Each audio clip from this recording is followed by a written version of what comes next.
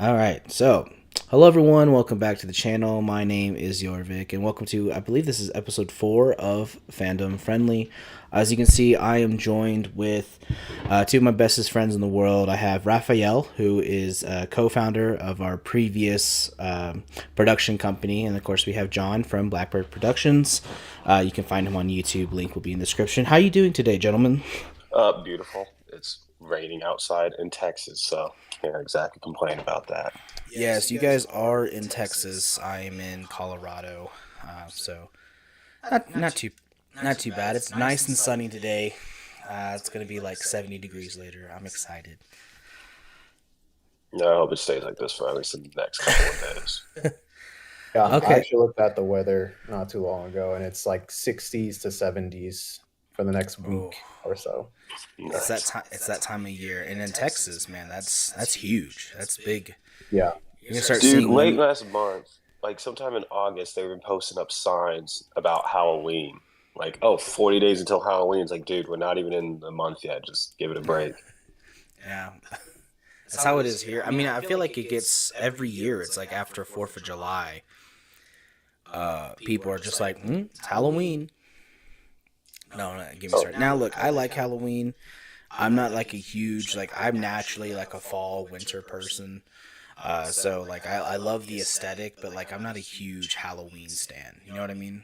Does that make sense? I like the costume aspect of it, but as an adult, unless you're going to a party, that's not really worth it. And No. my son is too young to go trick or treating anyway. Yeah, that's true. You still got a couple years at least. All right. So today we're going to be talking about the MCU. From the title, it'll be in there. We're going to be talking about Deadpool and Wolverine, what it does for the universe itself, and then talking about the state of the MCU, specifically Phase 4, Phase 5, and beyond. So initial thoughts. Let's go ahead and get into it. Oh, well, actually, I did see some news this week. I don't know if you guys follow a lot of like MCU news, but No.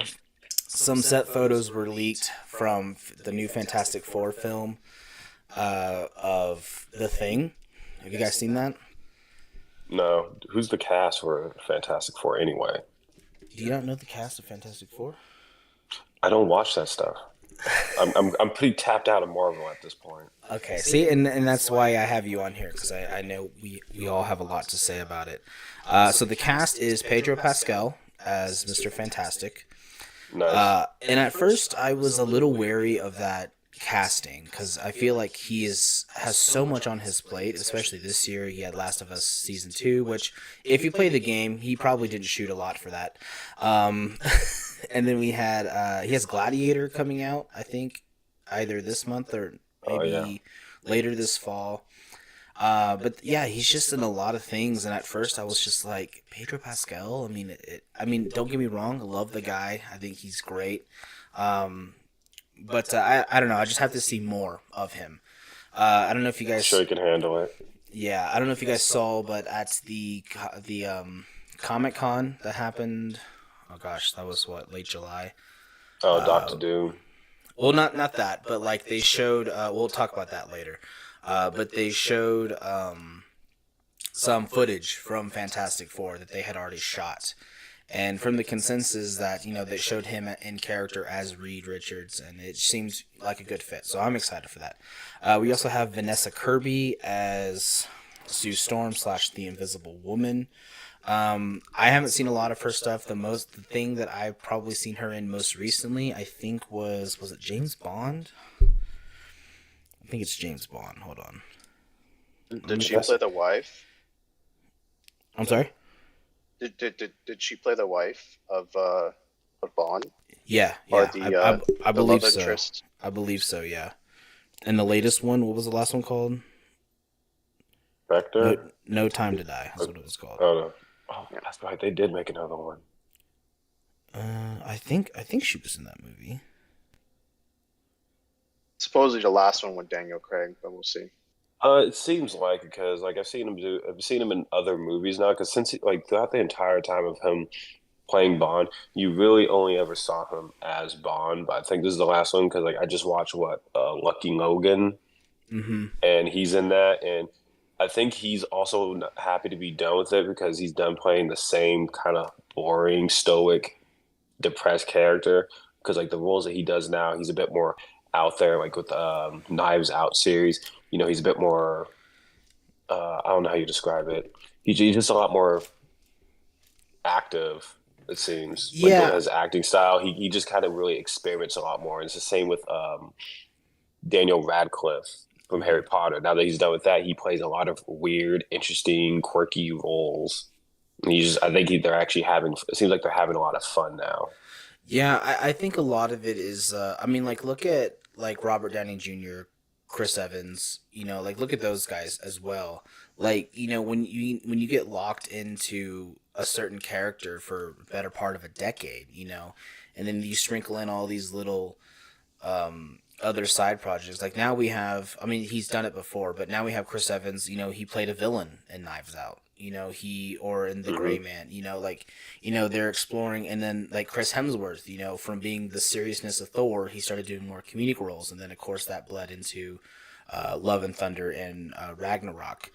So I mean, it makes sense that as Daniel Craig, being such a serious actor for a decade, playing James Bond in what, like 5 movies I think there was of him. I mean, going and playing these sillier characters with Knives Out, with he has another movie that where he played like a crazy eccentric character, and I can't think of it off the top of my head. By the way, Vanessa Kirby was not in James Bond; she was in Mission Impossible.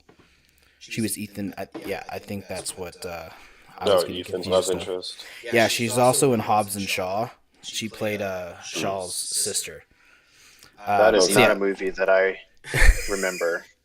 I know that movie. Bad. It wasn't. It's for terrible. what it is. It's not bad. I agree. Yeah. I think it's just a fun action schlock movie that. I think it's what we talked about with Mortal Kombat. It doesn't have to be this Right. deep, engaging Right. film. It's just you pay money to relax and disconnect from reality and see some people get killed in unrealistic ways. I mean, Idris Elba plays a literal superhero in that movie, so it's not like, well, he's more of a Because supervillain. if I'm certain, isn't that movie a spinoff of Fast and Furious or something? Yes, yeah.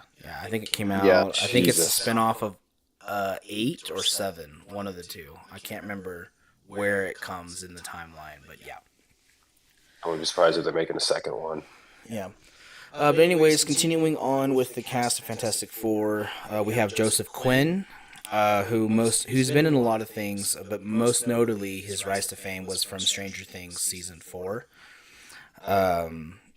He played I didn't watch that season, but he plays like the metalhead guy who Oh, that with guy. the Yeah. long hair. Oh, Yeah. So he's playing Johnny Storm. And there was some photos. I'll put him in the edit, for people who haven't seen them. But there were some photos of him in costume, and because this film takes place in the retro, it takes place on another Earth, another Of timeline. course it does. I know it's that I sort of disagree with, but the way and the aesthetic that they're doing for this movie, I kind of am okay with it. Because it's supposed to be this atom punk futuristic. 1960s New York Earth that they're on. So I mean, Okay, visually it looks really my cool. question. So my question is like, because it's on a different Earth, does that mean the last Fantastic Four that had Michael B. Jordan is that technically still part of the MCU technically now? Yeah, I Did would they believe retcon it or is it because just- we'll get into it when we get into Deadpool and Wolverine. But I think there's reason to believe that yes, those timelines do still exist within the greater MCU multiverse. And then finally, the Thing. Ben Grimm is being played by, oh god, I have to look up his name because I don't remember. It's like not a foreign name, but it's just off the top It's of my not- head. It's not John Malkovich, is it? No, it's Ebon. It's no. Because it does show him as part of the cast in this movie. Yeah, but we don't know who he's Definitely playing. not John Malkovich playing the fucking Thing. No, it's Ebon Moss Backrack. I only know him. He's one of the main characters in The Bear on FX. Yeah. Great actor. I don't know if you've seen that show. Is he Raphael? the brother? Is he the brother? Yeah. Yes. Yeah. Oh, okay. Yeah. The older Okay, guy, talking yeah. about- yeah. Great actor. I think he's great. We also have Ralph Ensign, he'll be playing Galactus. He has a very, very deep voice, deep British voice. I think it'll be really, really interesting. And then I don't know if they... I thought she was out of this movie, but there's Julia Gardner. She was... the only role I've really seen her in was in Ozark. But she's supposed to be playing Shala Ball, which is the wife of the Silver Surfer. So she's like the female Silver Surfer. And that was a big controversy when they casted her. But this is a different Earth. Who cares? It's not that serious. So anyways, so some new set photos came out. So anyways, back to the original point. New set photos came out of Fantastic Four it's a practical thing suit. And everyone's like, oh, it looks dumb. But it's like, well, yeah, it's the thing. But from the look of it, from the angle of it, I think it looks pretty good, honestly. So the dude's in the actual costume this time. Yes, I think it's like part animatronic suit. It's what it looks like. Yeah. And I'll send it to you guys later because I don't have it on me. Like, just send in like the group chat or whatever. But I think it does. I think it does look really good, personally. So speaking of multiverse, let's go ahead and get into Deadpool and Wolverine. So we won't. I mean, it's been out for over a month, so I guess spoilers are out the window. But let's just go around and just do initial thoughts. Right, starting with you, John. Go ahead. I think the movie was pretty good. It's a nice, fun action summer flick, if that's what you're looking for. Mm-hmm.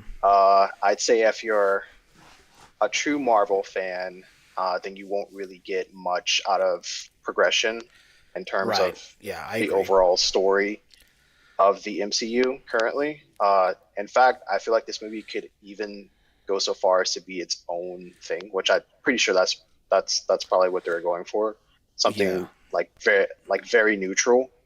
But like, I guess there's some nuances, like for example with the TVA, where you have to you obviously have to watch the Loki series to understand what that is. But they still do a pretty good job in the movie explaining those nuances. But yeah, overall, I think it was a pretty fun movie, and I don't really have any complaints with it. There's a lot of comedy, which that's what Deadpool is known for. So definitely rated R movie. Yes. And it's crazy that I still see people, sorry to cut you off, but like, I see people trying to boycott that movie because they're like, this is a Marvel movie and I took my kids to see it. And, you know, it's like, well, that's your fault for not doing your research and knowing that this really, is they a made rated two R of them. movie. Yeah, they made two of them. You didn't learn at all. You didn't see the other two and think, oh, this one will be better. This one's going to be more tame. Yeah. It's the crazy. one thing I would have liked to saw was like somewhat of an end credit, just at least tying something of substance together with this movie. Did you see that last week that they released a new end credit scene? No, Ryan Reynolds did. It is it's on YouTube. He released it was Gambit. Spoiler. It was Gambit and like how he survived that final battle between Cassandra Nova's compound, and how you see in his eyes that there is a mystic portal, the Doctor Strange portal, opening up behind him. So it's reason to believe that he was in fact saved after that. So that was something that was cut from the film. But the original end credit scene, which is just a funny gag about Chris Evans as Johnny Storm, you know, talking smack about Cassandra, which honestly is crazy. What a crazy monologue to be given. But especially something like Chris Evans, who's been playing like a Boy Scout of a superhero who doesn't like swearing. So it's just interesting. Like, he's the original Johnny Storm, but I mean, not many people who went to see that movie, I imagine, probably know about or seen the original Fantastic Four and seen Chris Evans in that light.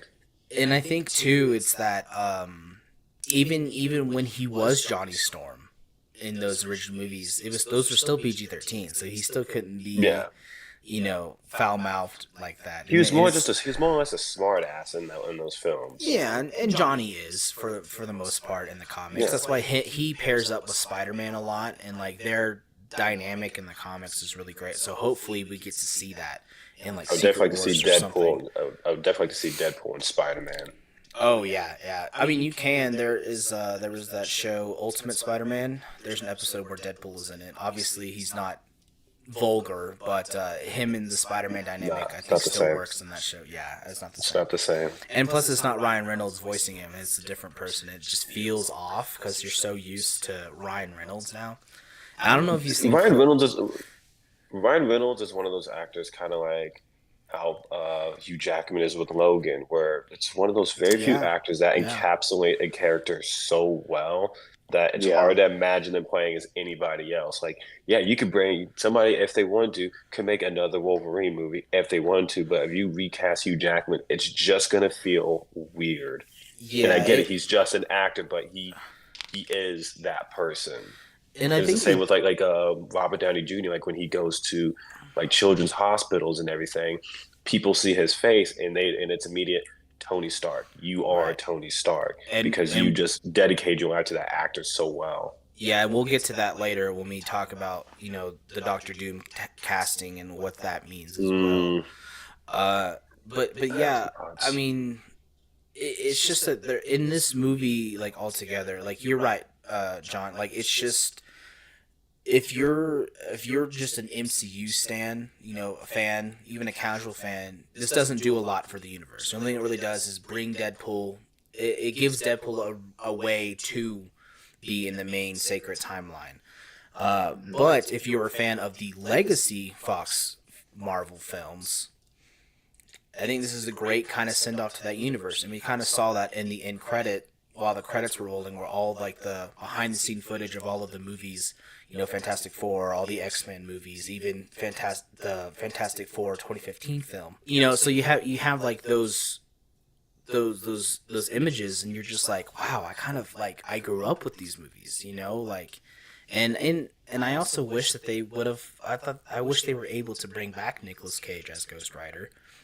I think that would have been very interesting. I think he was asked, but he I don't believe he was declined. asked because he doesn't seem like the type of person to turn down a role like that or turn down really any role. Yeah, especially if Yeah. it's like a send off to if his character that he played, right? Because I mean, Because look at you see the very few interviews that he does, like the Wired episodes where he's answering the questions, and he gives off that image of that perception of an actor who really enjoys his craft and is invested Yeah. in his character. So I feel like something like that as a send off or like that homage, I feel like that's something that it seems like he'd be the type of person to gravitate towards. would the movie be better if they had him in it? You think like that whole middle section where he meets Elektra, Gambit, Yeah. Blade was a Yeah, I huge mean, thing. it would Yeah. have completed the picture. Absolutely. Yeah. Because like I remember whenever I sat there watching the movie and the people were walking out and they wasn't thinking anything of it, and then you see Blade, like me and other people in the theater, Dude. like, no way. Electra That whole- comes out, no way. that Channing whole- Tatum comes out, it's like no freaking way. Yeah, and the Channing Tatum, wow, the Channing Tatum aspect of it is very interesting to me because if you don't follow like movie news, that joke, that his whole like character wouldn't make sense. You know what I mean? Like I think most people just don't know that he's been trying to get a Gambit movie off the ground for like 15 years, and it just never worked out. And then when Disney bought Fox, it just went away. So like if you didn't like know that, I think that kind of joke gets left apart because he makes a joke where he goes, maybe I was born here in the void, I don't know, and like, oh, like or people wanted to save our universe, and then he's like, or the people who never got a chance to, like it's like that meta joke of like, yeah, this character exists but it doesn't actually exist in our world. So that's something else that I also really appreciate. See, though, that's one of the things that I did enjoy about Deadpool and Wolverine as a whole. So, like I just said, like I don't think it really has. It doesn't push the main the plan for Marvel forward in a manner, and I don't think it's supposed to. I think it's that perfect middle ground where it kind of talks about the mistakes that they may have done in the past, like that little notion where they had the Fox when they see the Fox sign, the Fox Studios in the void, or they talk about the multiverse and poking fun at that. I think they're acknowledging that maybe that wasn't the best thing, or maybe we milked it too much. And so I like that they bring out explore all those aspects. I think it's for the time that it's supposed to be in, and it's not exactly supposed to be moving forward in a way. I think it's grounded where it needs to be, but it Yeah, can because still set up for future projects. right, because in a Yeah. way, it is just a send off to the Fox legacy films, right? Because they mentioned that Punisher was on that team, and people have been trying to figure out which Punisher because there's been like four. And I think the general consensus is that it's Ray Stevenson's The original version. one, right? I don't know if he's the original one. I think he's the one from like '04, '05. Yeah, whenever yeah. that It was was. they had what's his name as the villain? John Um, Travolta. yeah, was he the villain in that? Yeah, he was the main villain. It was John Travolta. Was he Scarface or whatever? His I don't. Jigsaw's his name. No, I it don't wasn't remember that Jigsaw. movie. It was the mob. It was like that mob. It was like the mob family or whatever. It's been a while since I've seen that movie, but obviously It's they good. could have gotten Ray Stevenson back, but tragically he died last year because he was in the Ahsoka Oh, show. He played Balin seriously. Skull in the Ahsoka show, and he died early last year before that show came out. And I think 100%. I think if he was still alive, he definitely would have come back as Punisher if they would have asked him to. He was also Volstagg in Thor, one of the Warriors 3. That's him as well. Yeah, it's just sad because he's such a great actor, and they're still going to do Ahsoka season 2. But his character, they're just going to have to recast his character because his character was very important, and it's unfortunate. Anyways, they also mentioned Quicksilver was a part of that team as well. Don't know which version of Quicksilver. It could be the Evan Peters version from the X-Men films. I doubt it's Aaron Taylor Johnson version. No. And then they also mentioned Daredevil, which I think we all agree is probably the Ben Affleck version of Daredevil. Which would Yeah. be humorous. Yeah, and I would definitely like to see that. they did make that joke that he goes because Elektra, Jennifer Gardner, she was in the Daredevil movie, and she also had her own spin-off movie, which was awful. Deadpool makes the joke. He goes, "Oh, I'm so sorry." She goes, "Nah, it's okay." Because they were married in real life. Yeah. And it's just one of those jokes. Like, if you just don't know, like it'll go over your head. But I thought that was really funny as well. I think another point with Deadpool Wolverine, what they did is they kind of like how you kind of briefly talked about how they kind of pay a lot homage to the legacy Marvel. Because let's be honest, until I would say Iron Man with Robert Downey Jr., that's when I would say the MCU officially began. Yeah. But you had all these other Marvel films prior, and they kind of, in a way, paved the way. They kind of set the foundation for the MCU and everything. So it's like, but now, ever since Avengers and everything, most people don't think about that or think like, oh yeah, Daredevil, or not necessarily Daredevil, but Wesley Snipes. I can't think of his name right now. He was a Marvel character. Blade, Right. he was a Marvel character. Or in a way, Ryan Reynolds wanting to do Deadpool for so long before the MCU and everything. Because you have him in X-Men Origins, but we don't talk about that Deadpool because of what they did to him. We don't talk about it, but we know. But, so it's nice to see everything come together. Yeah, and like especially with like Blade, because like I think Blade is the legacy Marvel character, and I say that because if you guys, I don't know if you guys know, or care to know, but in the 90s, Marvel was nearly bankrupt, and so that's why they sold a lot of their IPs out to all these studios.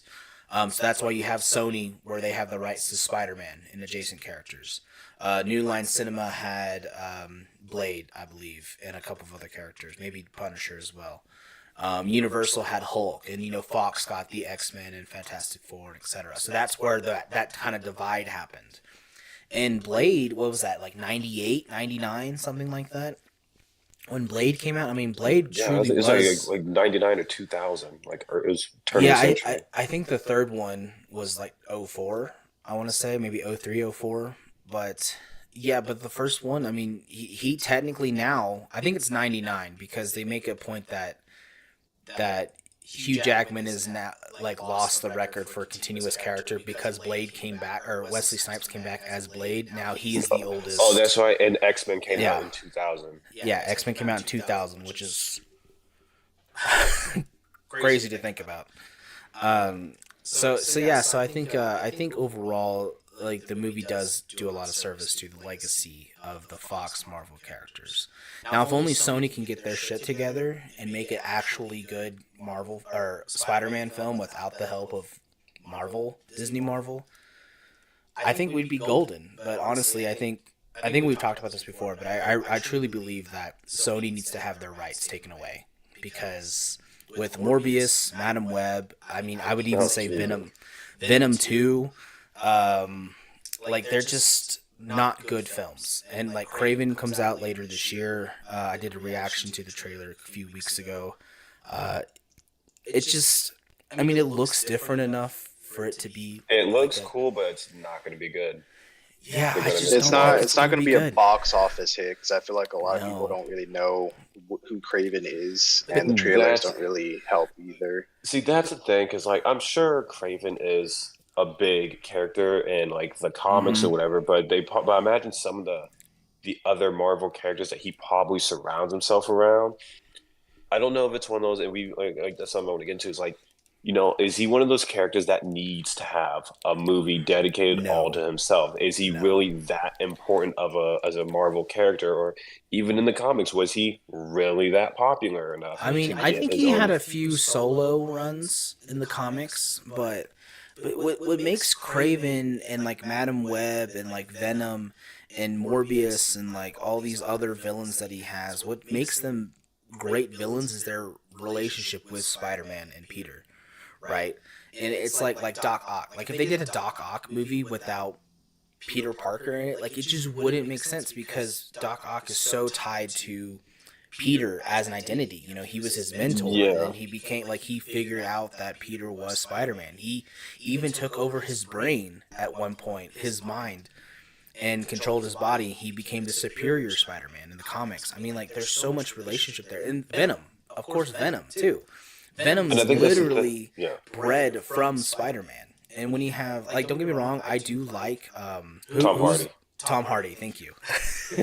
I really like Tom Hardy's version of Eddie Brock, but like, I just don't like those movies. Like, I like the like, first he does one. the best he can. Yeah, like he does the best he can. These characters are good because of how they interact with the main character.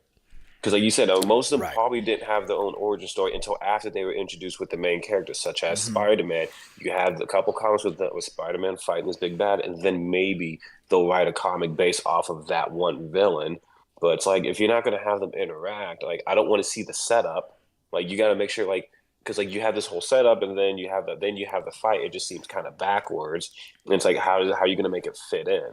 Yeah. Rather than, it'd be better to just have a movie surrounded where Spider-Man's doing his thing, and then he fights his villain. Then maybe if it's received well and you get good ratings on that character, okay, maybe we could explore his backstory a little more. But I don't want to have a backstory on a character that I don't really care about, because like I said, I don't read the comics, so I don't know that he fights Spider-Man. I don't know what his relationship is to Spider-Man. It's just a superhero, or I guess he's a villain now. We don't know. And I imagine most people watching these films, I imagine there's a small niche of people that are really dedicated and know the comic book lore to really care. Yeah, it's just crazy to me, because like, they also mentioned that they wanted to do an El Muerto movie, which is like a D-list Spider-Man villain. He's like some luchador guy, and they're going to get Bad Bunny to play him. And it's what the hell are these people think? Like, who was running Sony? Because like, and I also should mention that obviously the animated Across the Spider-Verse and Beyond the Spider, whatever it's called, the Spider-Verse movies, really good. But that Sony animation, that's a separate division than like Sony Pictures technically. Oh, like the Spider-Verse. Yeah, the Spider-Verse movies, which are, I think, the best Spider-Man films out of all of them. But so I should mention that obviously Sony can create good Spider-Man films, but that's a completely different creative team. I don't know who. I think it's Amy Pascal. I think is still head of Sony. But so I have a question for you, and it might not be related to Sony, but like, we talked about how like some of these characters probably don't need their own movie. I know we like off topic we had talked about like my opinions on Black Widow.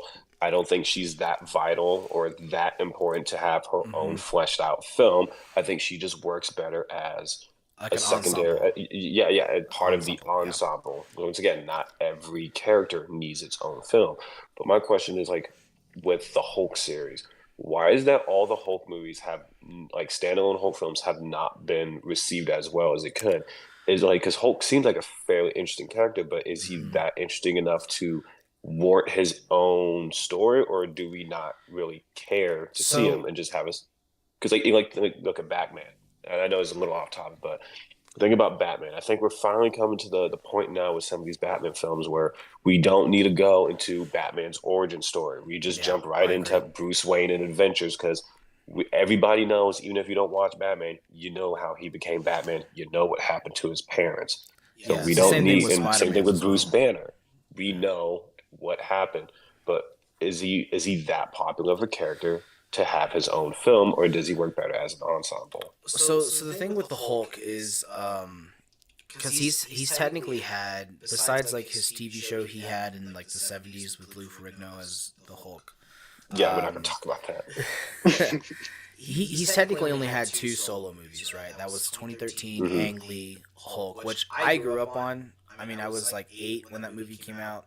I love that movie. You know, the comic book style paneling. Now watching it, it makes me nauseous because of how Oh, it's the so quick cringe. the quick shots of it and all.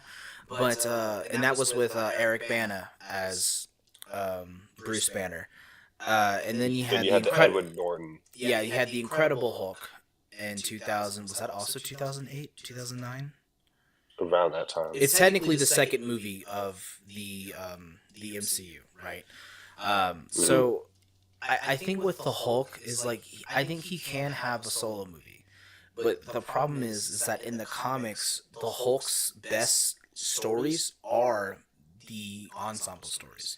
So like Planet Hulk, for example, Hmm. where the Illuminati, which was introduced in Doctor Strange 2, but it's a different version of the Illuminati. But because Hulk is so, you know, uncontrollable, they send him off into space and he gets stuck on Stakar. No, I think it's a different planet in the comics. But then he becomes the Gladiator, right? And then like that's a good Hulk solo movie. However, they did adapt that a little bit in Thor Ragnarok, where after Age of Ultron, he left Earth and then he somehow got sucked into the Devil's Anus, as they call it, uh, and landed on Sakaar and then became a gladiator. So they did adapt that story a little bit. The next big Hulk thing was World War Hulk, which is where after Planet Hulk, he returns to Earth with like all his kids, and like there's like this big, there's like multiple Hulks running around, and he basically like decimates the Earth. And so like that's something I would consider an ensemble film because you know, the world's heroes are trying to fight him and stuff like that. But what about the one that's coming out recently where it's going to have She-Hulk, Hulk's son, I guess, that you see in She-Hulk? I didn't watch it. And then Yeah, they got what? you should. She Hulk is actually people. No, no, Well, no. we'll talk about it later, but yeah, That ain't happening. That ain't happening. I do agree. But like I think his they have. son was forced into that show. I will agree with that. I mean But that's the least of the reason why I want to watch it. But either way, you have the look, Hulk son. You have what's his name? Han Solo. What's his name? He's supposed to be playing Red Hulk or something. And then oh, they got Harrison It's Ford. Harrison Ford. yeah, Yeah, Harrison Ford, and then you have that dude from Edward Norton's Hulk who played I think Abomination. yeah, Apparently he's back. yeah. He's back. He came back in She Hulk. Emil Blonsky.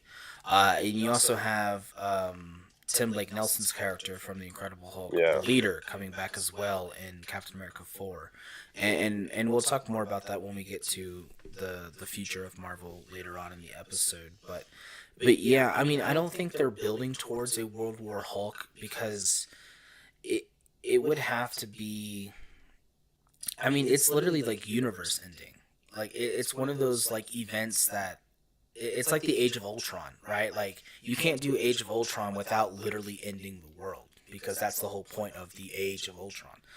and so in Ultron's also coming back in the new Vision series, which I'm down for. But I think what was your original question? I'm sorry, we've talked so much about him. Don't you have it written down? No, I didn't write down what you just asked. Something about Hulk. Hulk. Like overall, is he a good enough character to have his own film? Because it seems the last couple ones they haven't been that well, or they haven't performed as well as others could have. So, like, is it worth making a solid Hulk film? I think now it's too late, personally. But there was something called there was a cartoon called Agents of Smash, where they had Hulk, where he led his own team of Hulks. There was Amadeus Cho, who was the totally awesome Hulk. We actually met his mother in Age of Ultron. There is A-Bomb, who was like this blue looking Hulk, and I forget what his real name is. And then of course there's Red Hulk, who is also on that team. So I mean, they could do like an ensemble Hulk cast, but I just think it's too late. Personally, it's like the Black Widow thing, right? Like, I do like the Black Widow film. I mean, it's not a 10 out of 10 for me, and it's pretty low on my ranking list, but you're also biased, though. You like every Marvel film ever. That's not true. That is very true. John, yes, would you say that's true? I do like. Yep. I do generally like most of the movies, but like, I can acknowledge where the faults are. Because you just told me to go watch She-Hulk. Yeah, but because She-Hulk is probably I would say it's probably the most comic accurate show that they have, because She-Hulk is chaos walking in the comics, and because she also breaks the fourth wall in the comics as well, and so I mean, like, I think as an isolated show, yeah, dude, there's a panel in the comics from like the 70s where she's jump roping like naked, and it's like, why did they put that in the show? Those are two completely different things. Why didn't they put that in the show? One of my favorite panels is where because she's also like a horn dog in the comics as well, and which good for her. And there's a panel, I can't remember what it's from, but she's sleeping with Tony Stark, and Tony's like, so you like want to stay for like breakfast? And she's like, no, I gotta go. And she, and she like leaves Tony like as like a one night stand. Playboy gets played. Yeah, and I think it's really funny. But anyways, we digress. But like with Black Widow, I think the Black Widow movie also came too late. And I think if that would have came out during the Infinity Saga, I think her death in Endgame would have been more impactful, because I think her death already in Endgame was impactful, but then because of COVID it got pushed, but like the next year you have a Black Widow film, and it's like, what? It's kind of out of place. Yeah, it feels very out of place, even though that film takes place chronologically takes place after Civil War, like between Civil War and Infinity War. But then it should have been taken. Then it should have been filmed and released after Civil War.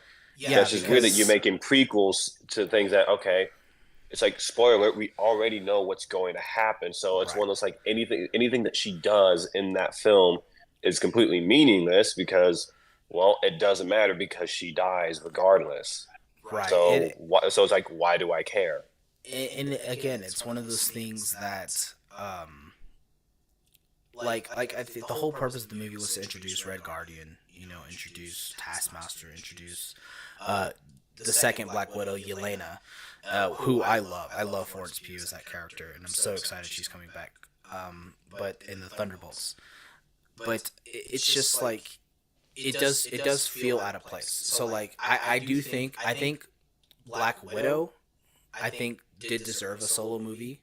And like, the thing that how like she got a movie but Hawkeye got a series, I think is a weird. But I think the Hawkeye series works best as a series than I think a movie would have been. And I think that segues to our next talking point, which is the state of the MCU and like how how they decide what's a show, what's a special presentation, what's a film, that type of thing. Let me pull up the list of projects because I don't know all of them off the top of my head, which is surprising. I'll be honest. Like, granted, I'm not the biggest Marvel fan. I can still enjoy the Marvel series. When the first Iron Man and then like Captain America and everything came out, they were good. And then when you saw that, okay, they're actually starting to tie everything in. I feel like that was a big first for like a film company to do, to have all these different essentially crossovers. Because I remember seeing those in cartoons with Jimmy Neutron and Fairly Odd Parents and having those crossovers. It's always nice. It's like, okay, something that they do in this is going to come into play later. But as they start building up the Avengers, and then you eventually have the Avengers, it was great. Then, they add on more. They start adding in more characters. The pacing I felt was very well done. Then they end up building up to Infinity War. And that was amazing for a number of reasons. One, you have all these various movies tie in. Everything that they do in one movie is going to have an effect. It's going to come into play in the subsequent movie after that. And you have this ensemble, this massive ensemble of all these A-list actors and actresses and everything. And it was fantastic. And then they end it with the Infinity War. And I feel like that was a shift. Like post Infinity War, I haven't really been enjoying some of the stuff that's been coming out. Loki season 2 is an exception. That was very well done. The show overall is just really interesting and exploring a completely different part. And it seems most of Loki doesn't really have much to do with the overall MCU and all the other characters that we already know in the MCU. I would say it's fairly self-contained. Yeah. Other than that, the other series and movies that have been coming out, like even Doctor Strange, the second Doctor Strange, was rather disappointing. Yeah, considering what the title was. Yeah. The title, it felt a bit rushed, and also like it's Disney's budget. They're making their budgets are multi-millions, and the CGI was really, really terrible. Well, yeah, and I feel like they should have done better. They could do better than that. And I think that point also segues to the big issue with Phase 4, mostly, not really. I mean, I guess also Phase 5 for the most part, but mostly Phase 4, and is that it's quantity over quality, right? Yes, and they keep cranking them out. There's always a show. There's like 5 movies a year, or probably more, and it's one of those you can't even sit down and absorb what you just watched. Because you watch a movie, you take some time to process it and think about what's coming next. Oh, you already know what's coming next. This one, and then you got this one. And the original from Iron Man to Infinity War, it was very easy to follow. They didn't really make that many movies to tie in to make the Infinity War films. So it was easy to follow. But now, let's say the next big Avengers film, dude, they made so many movies and TV shows that I'm out of the loop in certain things. Or maybe I actually do want to see this film, but then there's so much stuff that's going over my head because I didn't watch these films. That now that's where it's getting annoying, because now it's one of those you have to almost watch these films and these TV shows to follow what's going on. Yeah, because I have here that there are 19 projects in just Phase 4 alone. Over the course of how many years? 21 to 22. And it ends with so it starts with WandaVision, which I really enjoyed, actually. Yes, that was also pretty enjoyable. And then it ends with the Guardians Holiday Special in December of 22. You saw that? I did see that. Yeah. I thought it was fine. I mean, as like a little holiday special, it's Guardians. Thing. Yeah, it's fine. Now obviously rewatching all of these, like I've been going through the process of rewatching all these films because I've been doing a ranking video. Or ranking videos on all the phases, and I'm about to do Phase 4, which is going to be my most controversial video yet. But I think as a whole, I do think there, and again, this is going to be I wish I was getting paid to say this, but I do think there is a lot of good in these shows, but obviously there is a lot of bad. And I think the bad comes from the quantity, right? Because like you said, like, if COVID didn't happen, because COVID pushed a lot of these projects back. COVID pushed, Black Widow was supposed to come out in 2020. So was WandaVision and like all of those first few projects of Phase 4. COVID really did push a lot of that back. I mean, it wasn't just Disney. Like all the studios felt it as well. Like you can look at DC. Like the quality of DC films really tanked as well because of that. I mean, look at Wonder Woman 1984. I think that's worse than anything in Phase 4, personally.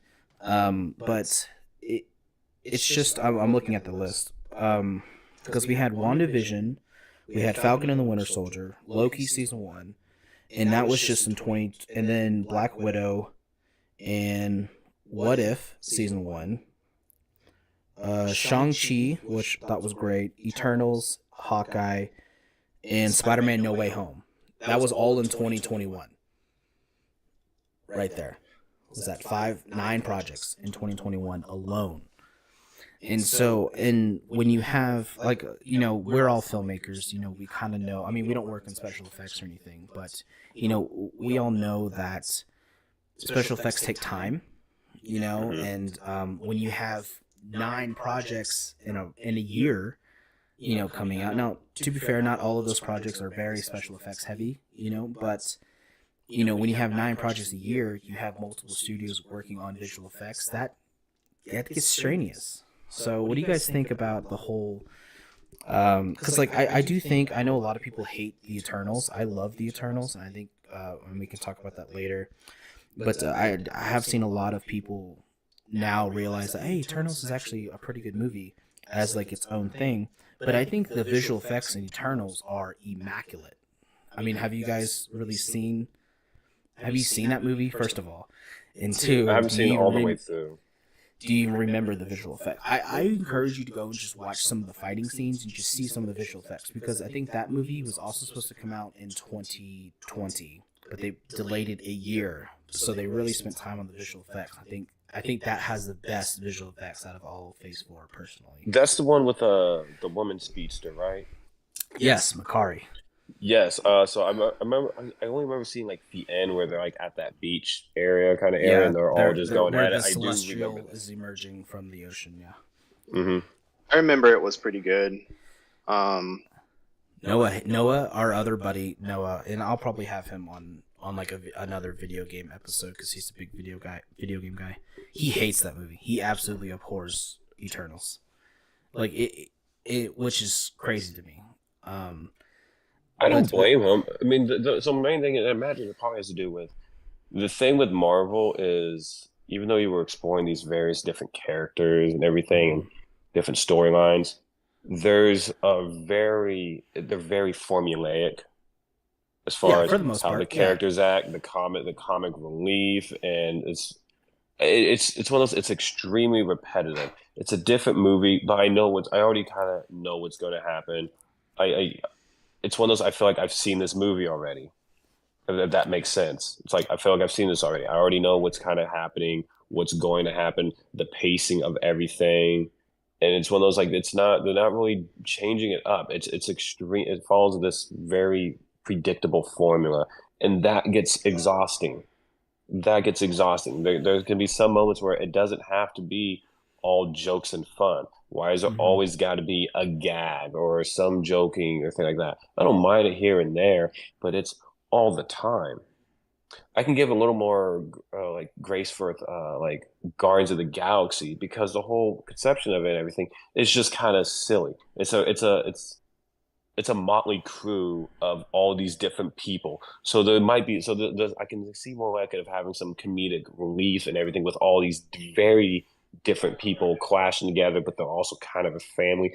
I don't know. It fits better versus like even in the Avengers or other things where in like cheesy one-liners and stuff like that.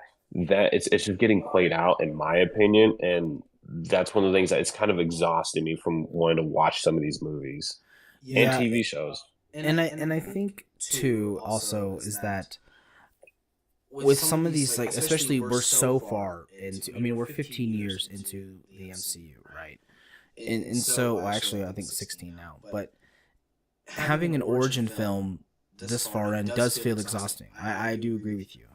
But I think with the Eternals specifically, I mean, that's 10 characters. 10, like, as the whole team. I think if they would have focused on, like, 5 of those in that movie, and then if it got a sequel, focus on finding the other 5, I think it would have been a little bit better. But because there was just so much packed into that film, it was a long movie as well. It was like 2 hours and like 50 minutes. I mean, it's a long movie. And I think that's why a lot of people were just like, you know. And so you also kind of said it too. So you got to think there's what 10, you said like 10 people in this film. Yeah. It's different when you look at, okay, if you were to watch Avengers or the like Endgame or any of that stuff, you know, you got way more many characters as far as main characters. 63. But you gotta think though, it's within like 10 years, they've all had their origin stories. And so when you watch that movie, there's kind of an understanding that you should probably watch the other films. But like Infinity War, there were some of the Marvel films that I had not seen. But also, I didn't really need to see it because I saw the important ones. I've seen Thor 1. I've seen Doctor Strange 1, Captain America. I've seen the Iron Mans and stuff like that. So it's like I already have an idea. I might miss a couple little nods here, but overall, it's not that important. Yeah. But I see this whole ensemble of characters. I already kind of know the backstory. But because they've made these movies over the past several years. But when you got a movie like Eternals where you got 10 main character people, how am I so there's not enough time to fit all their backstories in and enough for me to actually want to care about any of these characters because you don't have enough time to flesh out every single character that they have and also have the villain and all these fight scenes to make me want to be invested or care enough. Yeah, no, I agree. And you could also add an 11th character because there was Dane Whitman, the Black Knight, was also in that. He was a supporting character in that.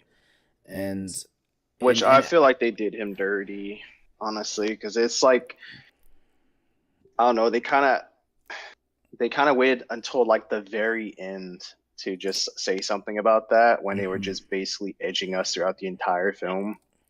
Yeah, because he doesn't have any of his powers and he doesn't get his sword until the end. It was the end credit scene, if I remember right. Yeah. Yeah. Yeah.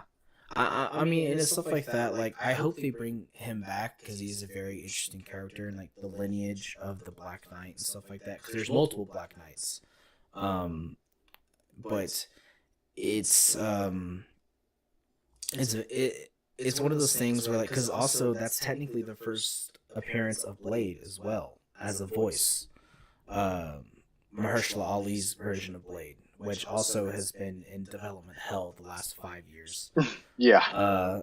Which is a shame too, because it's like Blade is another character that he's a very popular character. You know, he's already had 3 movies in the. But here's the thing, also now that I want to know because I think when they first announced the new Blade, we've already seen that Wesley Snipes has been reprising the role.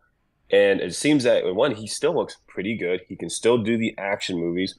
My thing is, why make a new Blade? Why have to make a new Blade? Why Wesley can't we Snipes have is like this Blade? 65 years old. So? I mean, he still looks pretty good. Mahershala Ali is like in his 40s as well, but it's like you want to have a fresh, young. I mean, especially if this character is going to continue to show up. Dude, the original Blade wasn't even fresh young. He was already a middle-aged man. So, I mean, what difference does it make? And let's be honest, from the first Blade to this now Blade, Wesley Snipes is one of those black don't really crack. Even all those years in prison for tax evasion, the man still looks pretty good. Allegedly, sure. But the man still looks pretty good, does he not? Yeah, Even in Wolverine, he's still able to kick some ass, regardless of there might be some stunt doubles. He can still essentially portray the character. He can still do the character justice, and he seems to enjoy playing the character.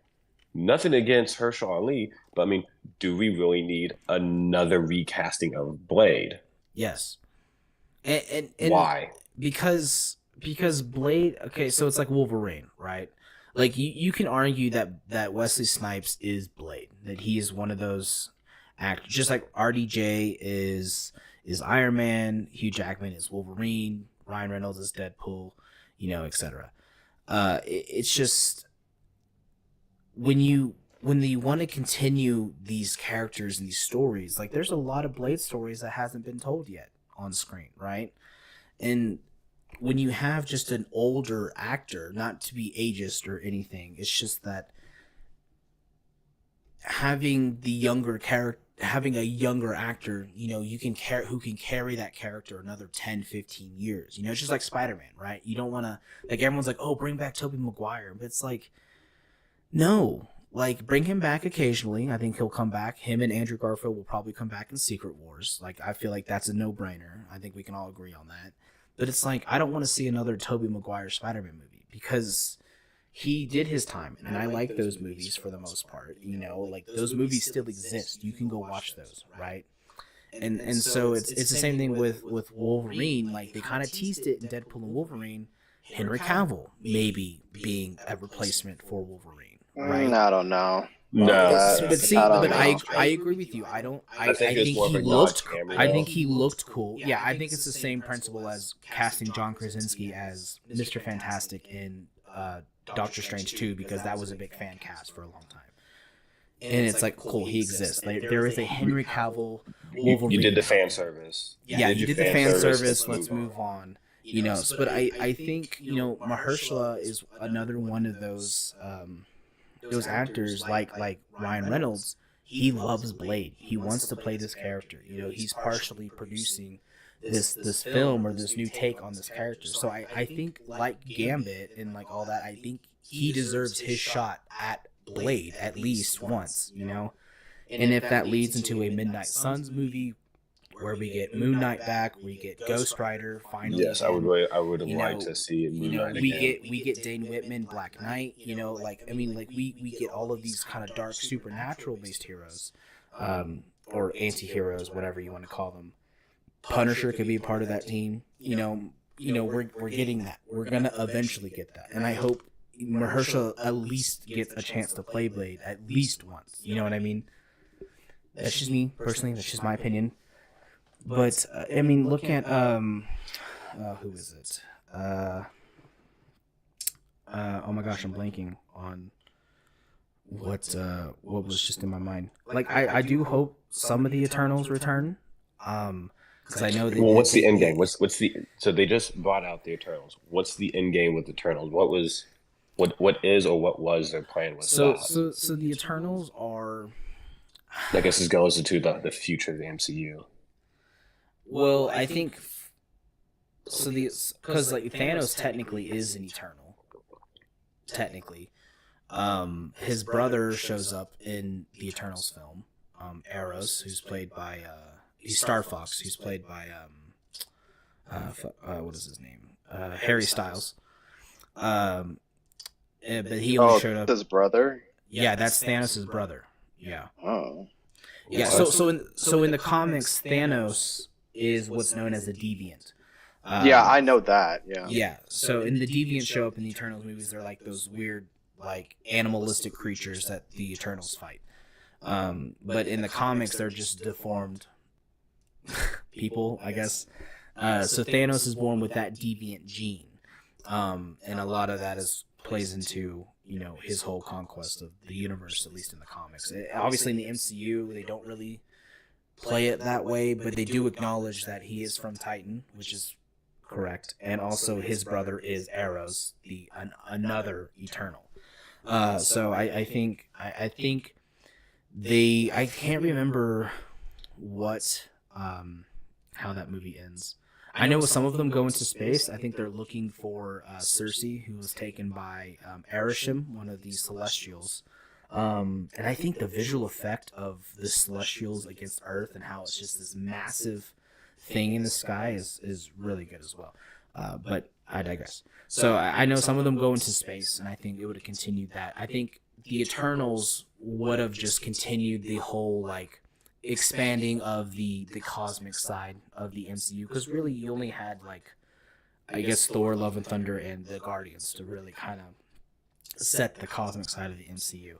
But having another group out there exploring a different part of the universe, I think would have been good as well. But we're not getting an Eternals 2. I think they canceled that film, which is a shame.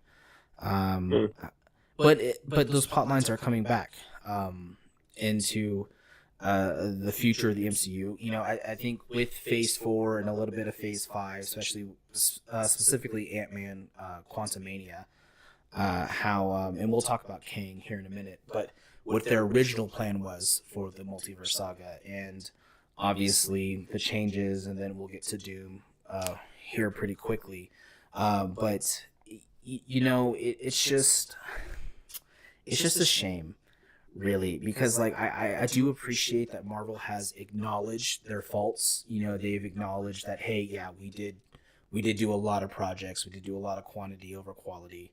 You know, we did push our visual effects artists too far, so that's a lot of shoddy visual effects work. You know, we did do all this stuff. Like, think about this year, we only had Echo, which was filmed a long time ago, so and that's very minimal visual effects because that's a very grounded story.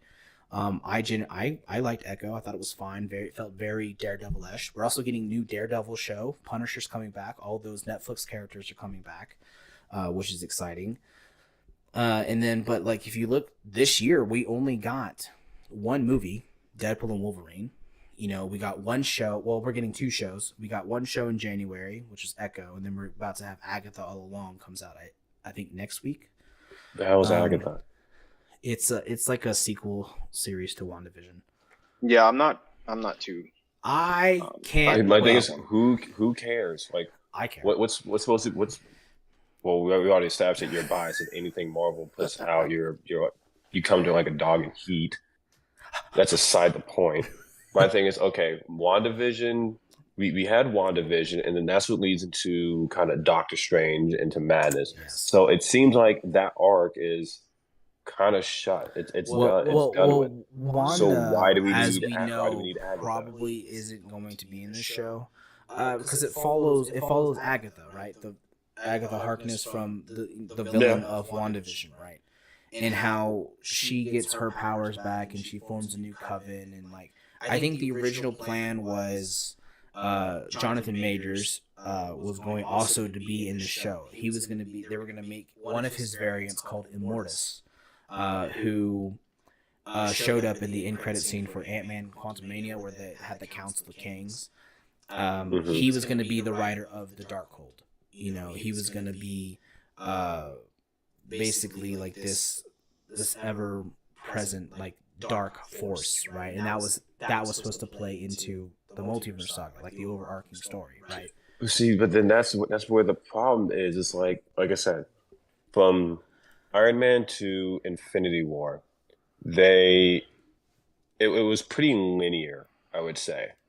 Once it followed this line, you had some of these characters, you had their movies, but it all tied into the main line of the Avengers. Once the Avengers started, and then the movies came out after that, it all had to tie into one end goal, which was Endgame. But even then, that didn't really settle until I would probably say Phase 3. I think. I mean, obviously we got the Infinity Stones throughout the first Phase 1 and Phase 2. Yeah. But Phase 3 is where they really like locked in, like, okay, this is what we're going to be building for.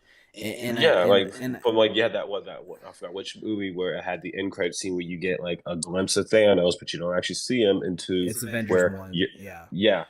But I still feel like it followed a relatively straightforward path. It's like we're exploring too much stuff.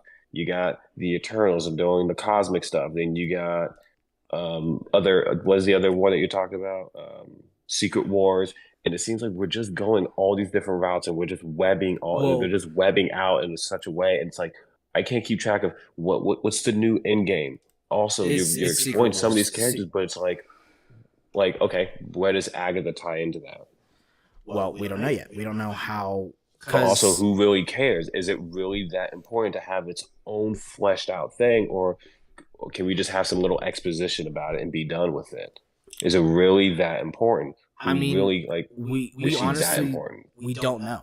I mean, we don't know until the show comes out and like if it deals with a little bit of multiverse stuff, if it deals with maybe adding a new element to help explain more of the multiverse or like other dimensions and stuff like that. Kind of like Doctor Strange, right? Like technically the first mention of the multiverse was Doctor Strange 1. Right? Like, and so it's like you go, and then like obviously Doctor Strange 2, they explored a little bit of that, but we really only get to see another Earth, 838. And then it's mentioned also in Spider-Man. Far From Home, where Mysterio says that he's from Earth 833, which is also kind of crazy. But he also mentions that Earth is 616 and like blah blah blah, and so it's like that stuff has been implanted, and I think with the multiverse itself. Like, yeah, it does get it. It feels like you can just cop out of anything, right? Because it's like, oh, well, this character died. Well, let's just go to another Earth and pluck them from it. But then there's no consequence. But everything that they did is meaningless. But that's what incursions are. And so, like, they mention that these incursions, it's like if people are not where they're supposed to be, these universes could collide. And that's something from the comics. Like, incursions are something from like the comic, the 2015 run of Secret Wars, the most recent run of it. And so I agree. I don't think every project alludes to or connects to the multiverse as a whole, but obviously Phase 4 to me is mostly them just expanding the universe in terms of like, okay, so now that Endgame's over, the Avengers are disbanded. We need new heroes. So now we got Shang-Chi. Obviously he's been absent. I think he should have had a second movie already. That's just me personally. But we have Shang-Chi, new hero. We have Miss Marvel. We have Photon. And they were in the Marvels, the latest movie. And it's like you have all these new characters. What else was in there? I have to pull up the. Falcon and the Winter Soldier. We have Sam as Captain America now. We have Bucky being a part of the Thunderbolts. We have Joaquin Torres, which is a character from Falcon and the Winter Soldier. He's the new Falcon now. He'll be in the new Captain America movie. We got Moon Knight. Moon Knight is this first step into this paranormal world. We also got Werewolf by Night, which we've talked about briefly before. Werewolf by Night, which is a character that works with Moon Knight in the comics as well, and I think like all of these She-Hulk, like all of these characters that like obviously like She-Hulk, Werewolf by Night, Moon Knight, Miss Marvel, like they don't really, well, Miss Marvel kind of, but like they don't really tie into the multiverse, but they're just new characters to add to the roster, right? And I think that like that's what Phase 4 was about, was really, and plus we got Wakanda Forever, with the passing of Chadwick, and Shuri taking up the mantle of Black Panther, which a lot of people are like, I don't know why she needs to do that. It's like, well, she does in the comics. Get over it. And like we have these just new characters to be introduced, and really it's only like 4 or 5 new heroes. I mean, well, Kate Bishop, I guess, also introduced in Hawkeye. And then of course there's Cassie Lang, who is now a hero. We have oh gosh, what's his name? We have Hulk's son, Scar, who will probably be part of Young Avengers. We have Wiccan and Speed, which are Wanda's kids, which will probably factor into Agatha All Along. And then we have who else is there? There's Miss Marvel. I've already mentioned. Oh, America Chavez from Doctor Strange 2. She's a member of the Young Avengers, so they're introducing all these new characters, and then Phase 5. So they're gonna make they're gonna make this whole Young Avengers arc, and then have this whole Secret Wars arc, or what's Secret Wars? Yeah. What's gonna be the whole thing with that? So Secret Wars is basically like Endgame, but like on like steroids. Kind of. So basically in Secret Wars, which is, we'll get to the Doctor Doom thing. In the latest run, there's a character called the Beyonder, and the Beyonder is present in every single universe. And so with the Beyonder's powers, when he dies, the universe dies. So then Doctor Doom takes his power and becomes God Emperor Doom, destroys the multiverse, and pieces together all of these different universes into one world called Battle World. And then like all of these characters that survive this from different realities are all on this basically planet, just one universe. And it's exactly what it sounds like. You know, they battle each other. A lot of people die. There's a bunch of different, different versions of different characters, and I think that's what they're going for. And that's why when you watch like Loki, they introduce the concept of the multiverse. They introduce how it works, the idea of variants, and the timelines, sacred timelines, and how timelines get destroyed in the void as well. So they introduce those elements, and then you have stuff like Shang-Chi. You have stuff like Ant-Man Quantumania, and then also Loki. Well, they introduced Kang, and how Kang was the original, plan for the multiverse villain, because he technically is in the comics, but he's from the future, and he's actually a descendant of Reed Richards, which is interesting. And so, with the whole thing with Jonathan Majors about him being accused of, was it domestic abuse? What was it? Yeah, domestic abuse. It was like domestic. It was something like that. Apparently, he was beating his girlfriend or whatever. Now, I don't know if those charges were even dropped or if he was even convicted of it. I think he was convicted last year. Was he? Mm-hmm. I think it was around this time, maybe October of last year, because it was right around the time when Loki season 2 was coming out, because he's in that. He's in season 2 of Loki. Yeah.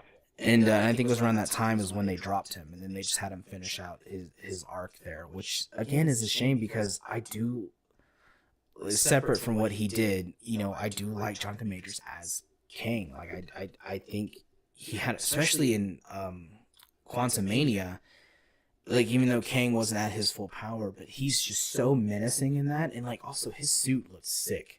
Like the way that they translated his suit, I thought was really, I think personally was well done. But even though that movie is pretty, it's a shame that movie did not perform as well and was not as good as it could have been.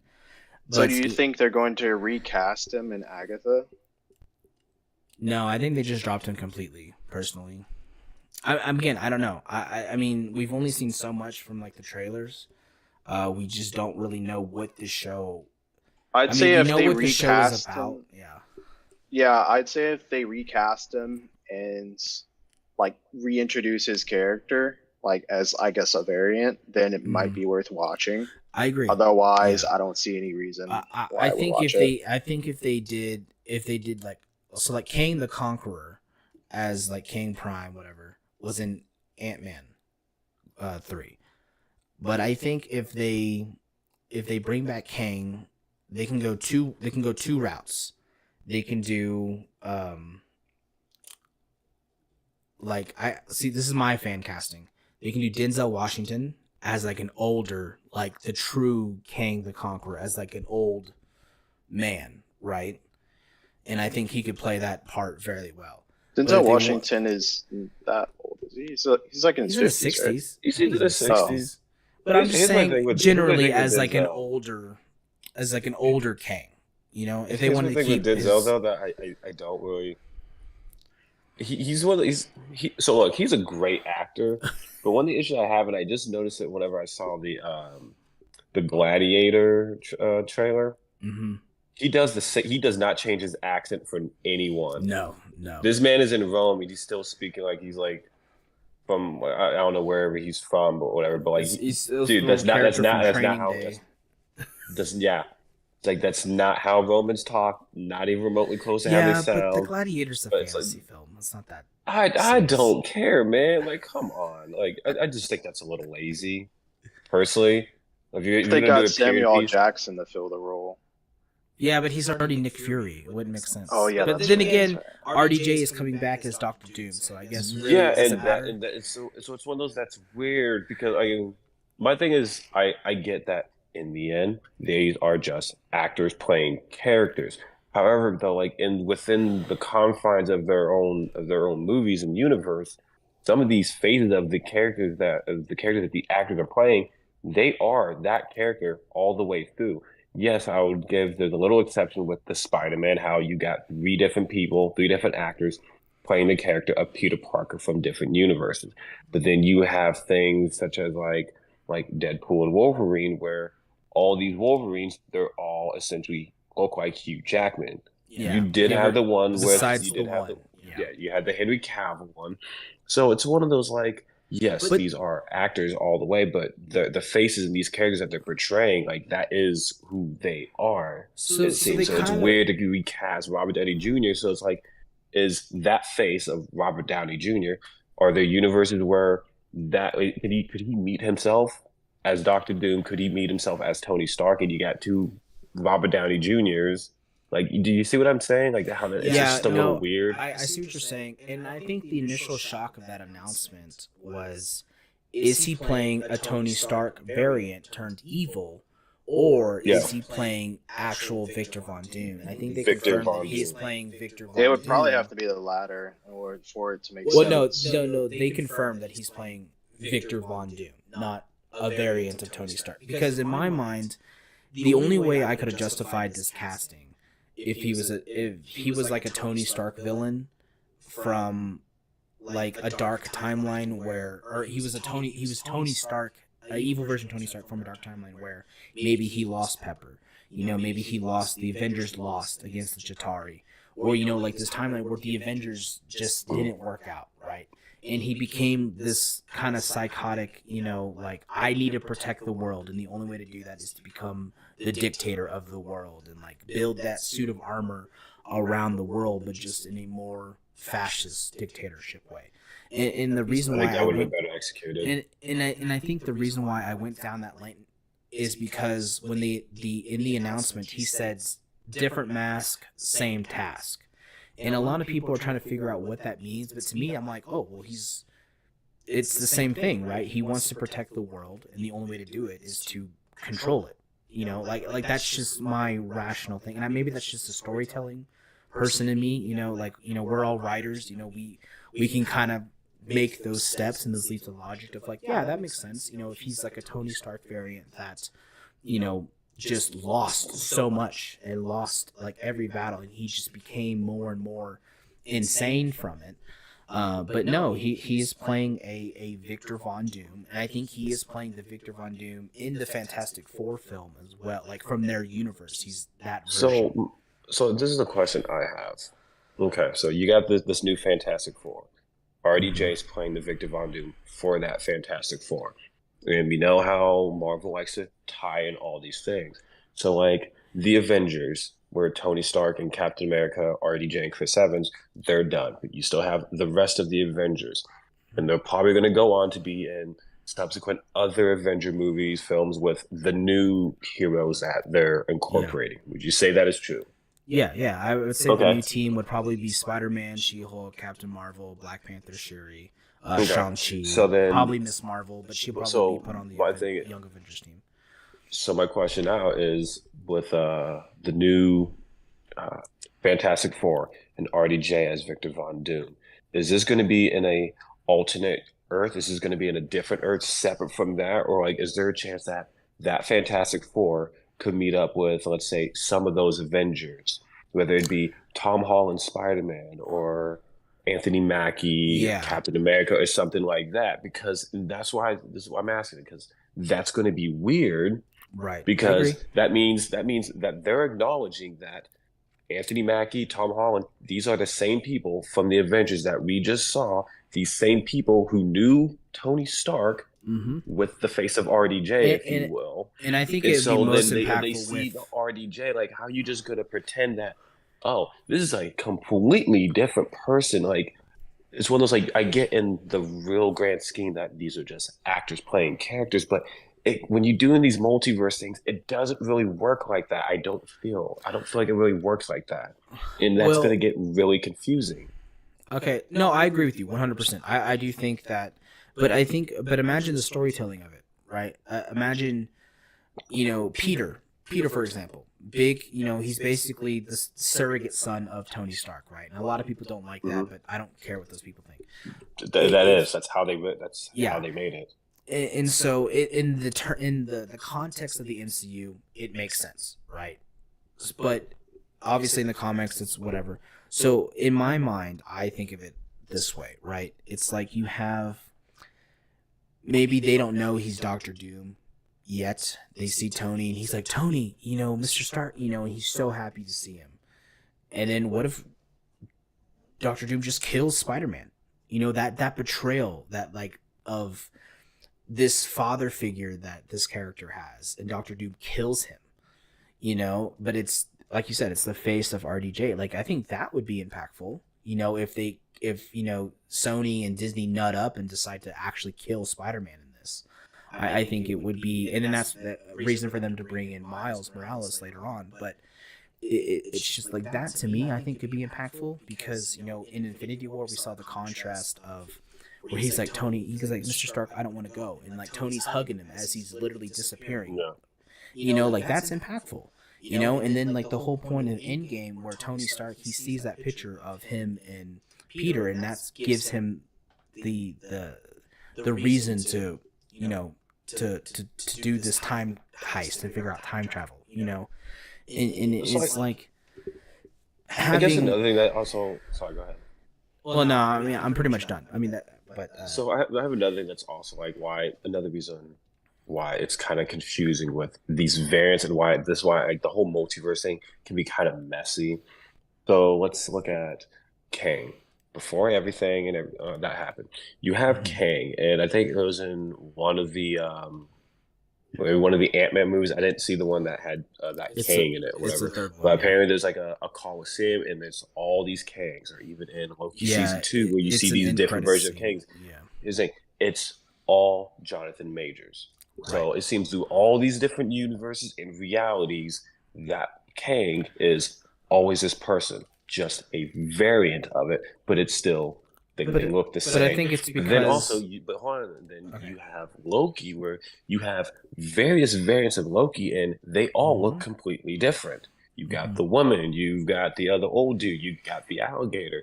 So it's like you have some variants where no matter what, they always look the same. They're always going to be the same person. Even in Deadpool and Wolverine, you had Dogpool, you had Lady Deadpool, you know, you had Kid Deadpool, Baby Deadpool. Exactly, but now his thing, like, so that's the one's like, where do we draw that line? Like, why is it we have some variants where they look all the same no matter what universe, then you have some where it's like, they can look a little different. So my reasoning, besides the real world reasoning of these are just different franchises from different times.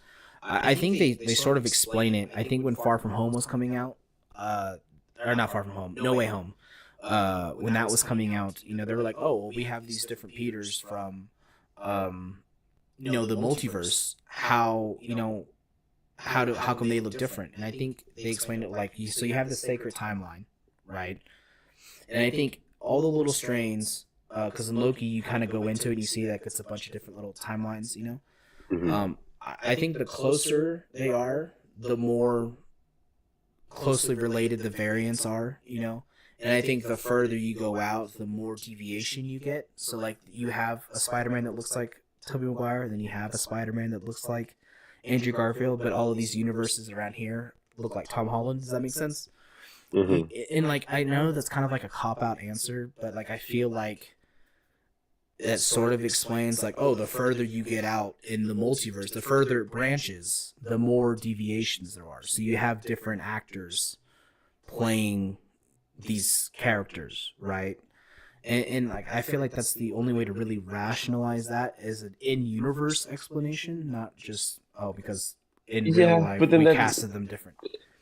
You're right. It adds another layer of complication. But it's because then I look at the whole Kang thing. It's like, you got that whole Coliseum. You tell me there's got to be more than 1,000 freaking Kangs. Like, you tell me they're all in the same ballpark. They're all in the same little suburban community. Not, a single one is all the way light years adjacent from reality. Like, you tell me that, if that were to be the reason, Yeah. It's still one of those confusing. I think that's what makes the multiverse just really messy and complicated. And I feel like at some point you got to just suspend reality and disbelief for a little bit, but I can't help it. Well, so look at it this way, right? So, I mean, you probably don't really know much about the DC multiverse, but the way that they do their multiverse is that it's also Earths, but there's a finite version of them. Like, there are infinite, but like the New 52 specifically, there was only 52 Earths, and it was easy to, control, maintain. And in each of those Earths, like, everyone's slightly different, You know, like on Earth 2, you have the Justice Society instead of the Justice League, and they're different characters. Yeah. Those characters exist on Earth 1, but this is the main team on Earth 2. And then you have Earth 3, which has the Justice Syndicate, which is the evil versions of, it's like Ultraman, Superwoman, you know, Johnny Quick, you know, like all of these different, it's the Justice League, but they're just evil. You know, they're crime lords, basically. And like so on and so on. So you have, you know, I think in the way that, you know, they have their own secret wars, which is Crisis on Infinite Earths. And the way that they did that, I can acknowledge, you know, like say what you will about the CW superhero shows, but, you know, for the most part, they did a pretty good job of introducing all these new characters, and they had Supergirl, who was on a separate Earth, and when they had Crisis, and they also had Black Lightning on a separate Earth as well. And when they did the Crisis right before the pandemic, I think that was 2019, so they were able to shoot them all and get them done before, you know, productions shut down. But at the end of that, all the multiverse collapsed and a new Earth was formed. So all of these characters were now on the same Earth. And that kind of happens in the MCU as well. You had 616 in the multiverse, or in the comics, and you had 1610. And 1610 was the Ultimate Universe, which is where Miles Morales came from. And then you had like the Ultimates, which were that Earth's version of the Avengers. And so when Secret Wars happened, all these different Earths basically got thrown into Battle World, and then when Doctor Doom, God Emperor Doom, was defeated, they kind of reformed Earth in like this multiverse. So now you had Spider-Man Miles Morales with Peter Parker on 616. So like all of those characters who were unique to 1610 got brought to 616, and now they're on one Earth. So I imagine the same thing is going to happen in Doomsday / Secret Wars, because you know, we have to get the Fantastic Four into the MCU. We have to get the X-Men into the MCU. And I know they sprinkled in the X-Men a little bit so far, and they're going to continue to do it. But, you know, getting these main characters into the main sacred timeline, I think, is what the ultimate plan is. And then it's going to kind of level out post Secret Wars if they continue, you know, phase, you know, or, you know, whatever the next saga is going to be, you know. So I mean that's just how I imagine doing it. I mean there's really no other way to really do it besides to introduce all these Earths. You have 838, you have whatever universe designation the Fantastic Four are from. You have 616 main sacred timeline, and then you have universe 10005, which is the X-Men universe. We learned that in Deadpool and Wolverine. And I think all these Earths are going to be put together in this battle world. Probably going to be the Void. I imagine it's going to probably look like the Void as this amalgamation of all these different landmarks and things from each of these universes. And then just at the end of it, they're going to come back. They're going to fix it somehow.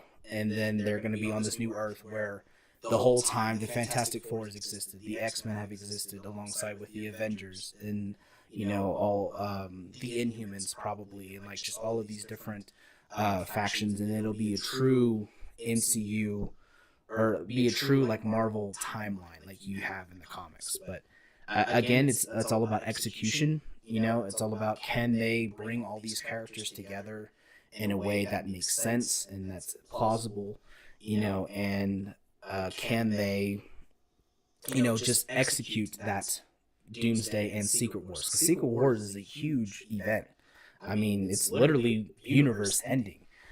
So it's all about if they can execute it or not, and then what are they going to do past that, which we don't know. We don't know what they're going to do. Right now, they're just focusing on this, the rest of Phase 5, which ends with Thunderbolts next year, and then Phase 6, which starts with Fantastic Four. So I don't know. And there's still projects that they have dates for Phase 6 that we don't even have. Hey, do you want to talk? I can stop talking.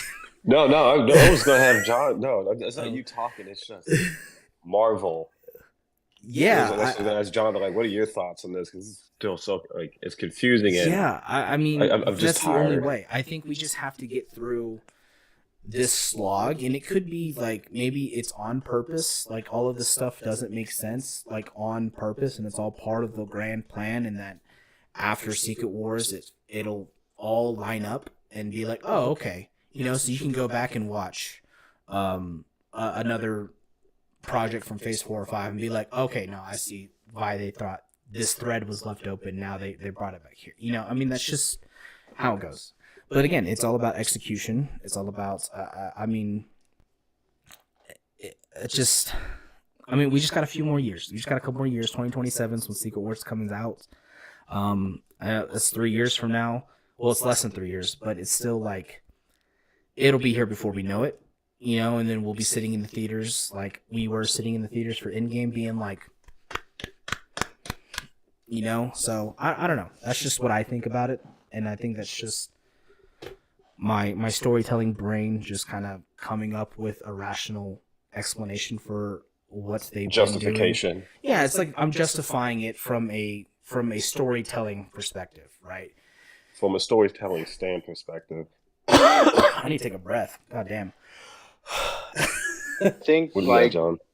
I think like how I cope with just like the current state of Marvel is I usually just go to the movies to watch a character that I enjoy seeing fair. on screen. I don't really care too much about the stories. Like I'd say I care most about stories that make sense and that sort of tie together into the overall Marvel universe. I think those are the stories worth telling as opposed to just side stories that may not necessarily go anywhere. I think, those stories can be fun, but it's just not really adding to anything. Yeah, I agree. But like let's go back to the whole idea of like what needs to be a movie, what needs to be a show, and what needs to be like a special presentation, right? So Or neither. They just have a Or part neither. of Right. yeah. Sometimes not. Like here's the thing. I want to go with Gambit. I think, don't get me wrong, I think there's a lot of Gambit hype. So I imagine there are some Mhm. people who genuinely like the character Gambit. Cool. I think a lot of people really like Channing Tatum as an actor. Cool. And then a lot of people like Channing Tatum as Gambit. Right. I enjoyed it thoroughly, so that was great.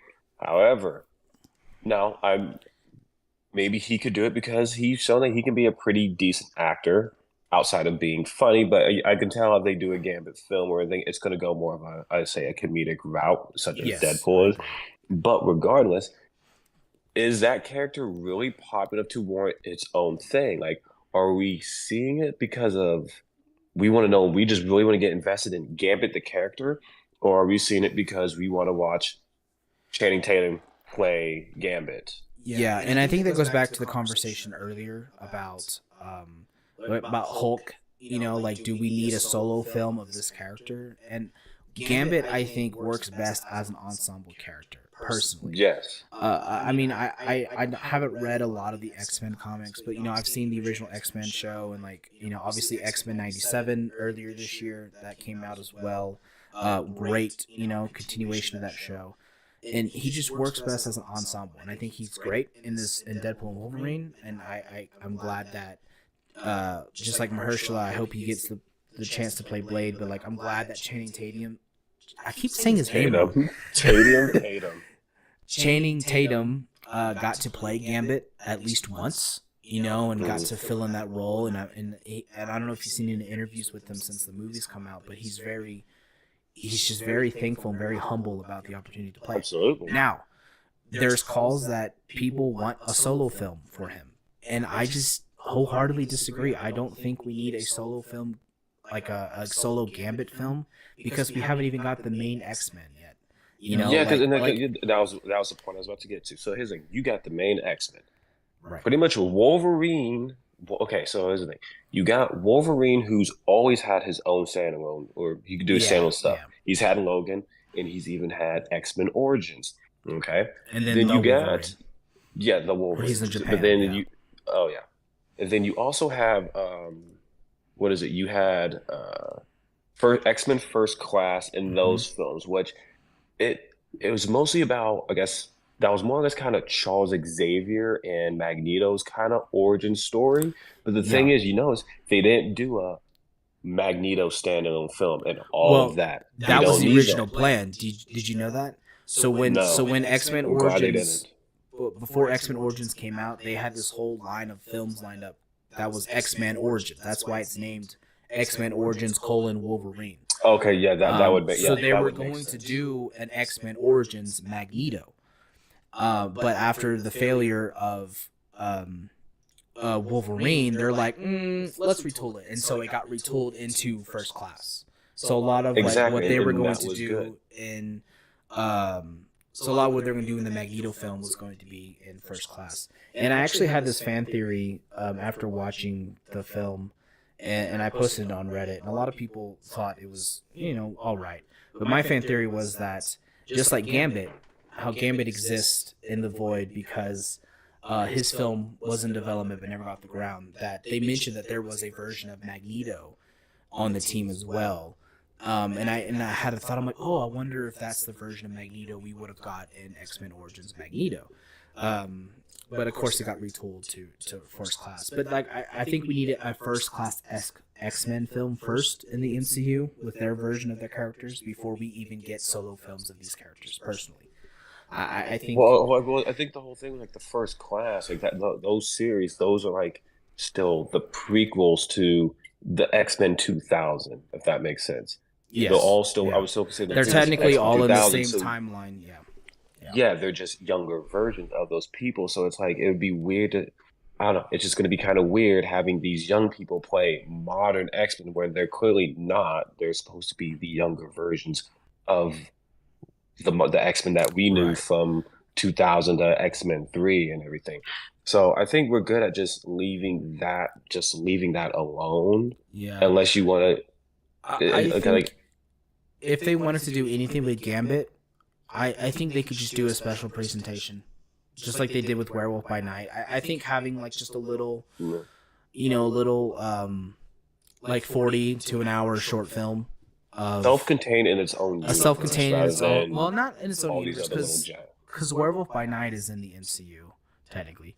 Just has no really outward connections except just to introduce more of like the paranormal, Yeah, that's side what of I'm it. talking about. But Because like if they made a special and I finished that, I don't want to have the notion like, are they setting this up for something else? yeah. Just I mean, let the it only be thing its own they thing. could set up for like Werewolf by Night specifically is that he returns for like Moon Knight season 2 or like Blade, and then you'd be like, oh, that character, okay. And if you didn't see the Werewolf by Night special, it's whatever. But I think if they did that with Gambit, he still gets to play Gambit again, and like but I don't think we need that now. I think we need to focus on the projects coming out: Captain America, Brave New World, Thunderbolts, Fantastic Four, Doomsday, and Secret Wars. I think we need to focus on those films and then whatever projects they have in between before we even think about, introducing these solo films of these X-Men characters or especially a side character. I mean, I know Gambit is more of a mainstay, but he is still technically a side character.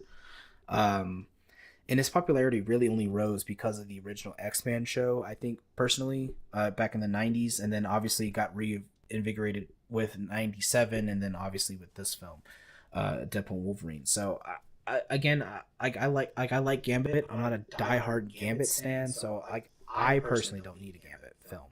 But I would be okay with a special presentation short film Gambit thing. You know what I mean? Yeah. Yeah. So to tie back to your original point, like I guess like what the state is for the current state of the MCU, I think right now I think there's a lack of focus. I think there's a lot of different shows and movies that Marvel's working on, and I feel like a lot of those properties aren't really where the focus should be. I think the focus should be on developing the story of the MCU as opposed to making like, extra content just for people to stay on their streaming platform. Right. Well, yeah, because that's the whole point, right? Because when you look at those 19 projects that came out in 21 and 22, half of them were Disney Plus shows. and it's like you do 6 weeks of a show, and then it's off for 2 weeks, and then the next show comes out. And so it's one of those things where, like, yeah, they were just trying to keep, the story going in a way, or like, keep the subscriptions going. But I think, like I mentioned earlier, I think Marvel they have acknowledged this. They have acknowledged that, like, okay, sorry, we did overdo it. Kevin Feige's like, you're right, we did. We've had a lot of, issues with visual effects. We had a lot of issues with quantity over quality. We had this. We're going to take a step back, focus on these main projects first. Like Agatha All Along, sure, that's probably just, that's Marvel Television, different division now. It's part of Marvel Studios, but it's a separate division now. So, they have dedicated people working on the television shows. Then you have Marvel Studios where they have dedicated people working on the films. Instead of just all of them being mashed together, they're now dividing them. Then you have Marvel Animation because, we still have What If Season 3 coming out soon. We're going to get X-Men 97 Season 2. Those I Am Groot shorts are still technically part of that. I don't know if they're doing any more of those. But that's mostly just for kids anyway, because they're like 4 or 5 minute shorts. Then you have that Spider-Man animated show, freshman year, as well. And then there's the rated R, the TVMA, Marvel Zombies is also being worked on. So, Marvel now has divided the stuff now. So I think with the movie stuff going forward, like we have 5 movies that we know of that are coming out. I mentioned them. We have Captain America Brave New World is the next movie coming out in February 14th, I believe, Valentine's Day. I can't wait to go see that alone. And and then you have, after that, I believe it's Thunderbolts. Thunderbolts comes out, I believe, in May of next year. And then in July, it's Fantastic Four, I think is what they have on the docket. And then, obviously, Doomsday comes out in May of 26, and then Secret Wars comes out in May of 27. And then I think there's about maybe 6 projects in between there that they're adding. I know Ironheart's one of those. Ironheart's going to dive more into the mystical side of the MCU. Because the villain is Red Hood the Hood. Sorry, the Hood. Red Hood is DC. And he's possessed by Mephisto. So we're gonna get Mephisto. So we're probably gonna get more mystical stuff, more paranormal stuff in that show.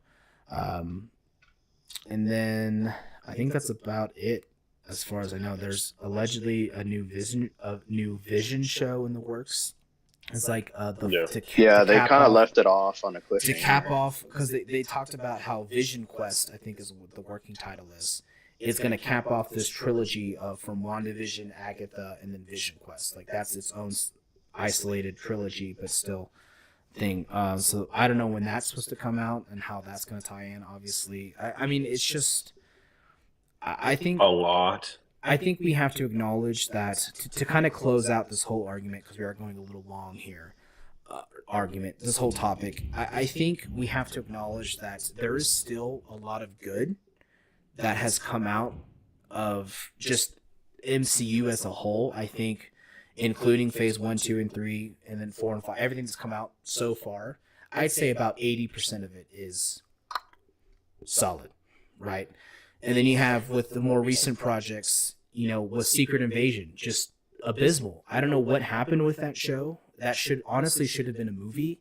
And I think, with Secret Invasion, I think it's a whole separate thing, because that, to me, I think should have been its own phase. Because Secret Invasion is it's like years long in the comics. Like, you find out, like, oh, this character has been a Skrull for years. And it's just now coming out, and it's just like, I think that would have worked better as, like, maybe those seeds were planted in multiple shows over the course of a phase, and then it ends with a Secret Invasion movie. I think that would have been the better play, but I think they did Secret Invasion too early, personally. And because it's one of those things where, like, it involves way more characters than what we currently have in the MCU. But that's a whole different conversation for a whole different day. But I think Secret Invasion, is the worst MCU project, and I do rank it lower than Thor 1 and Thor 2. Because it's just, I think there's a little bit of good in that show, but overall the execution just was not it. And it's really a shame because that story deserves multiple projects to tell, not just one 6-episode show. And I think that's the general consensus, especially if you've read the comics with that in it. And same thing with Civil War. I think there was a Civil War 2 in the comics, and I think there is precedent that they could do a Civil War 2 in the MCU as well, especially if you're now introducing mutants, because that was the whole thing. Well, it was Inhumans. Mutants was involved in the first Civil War, and it was Inhumans in the second one. But when you're introducing these more superpowered people, I think Civil War 2 could work in a future post Secret Wars thing. But other than that, I think to close out, like, you have to acknowledge that there's good characters that they've introduced. And a lot of it's just execution on those characters, and I don't know. I'm excited for what's coming next because it's more grounded in a way. No, it's not.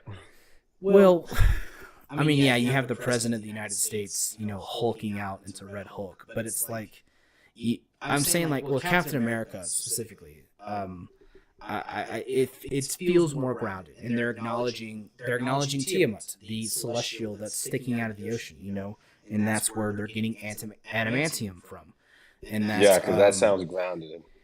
Yeah, but I mean, like, it's not like World and like the Thunderbolts, they're dealing with Sentry, who is the Superman level character, so we're gonna get Sentry in this soon, and then Fantastic Four is gonna be more cosmic, more multiverse focused, but for the most part, and we're also getting Daredevil. Daredevil is going to be streets level again, like it was in the Netflix show. We're getting Charlie Cox back, of course, and John Bernthal's coming back as Punisher, in that show as well. We're also getting Muse, who is like a serial killer, who is going to be one of the villains, and Kingpin. Kingpin, Vincent D'Onofrio is coming back as Kingpin again, just like he was in Echo. And Hawkeye, when it was the first MCU project that he showed up in, and we're getting these more grounded stories again, which I really appreciate, because I think that's Marvel at its heart, is these grounded stories, and then occasionally you have these Avenger level threats, that require more heroes to be involved in. And one of the great comparisons between DC and Marvel that I like is that with DC, it's these gods trying to be human. Right, and then Marvel, it's these humans trying to be gods, and I think that's a great kind of contrast between them.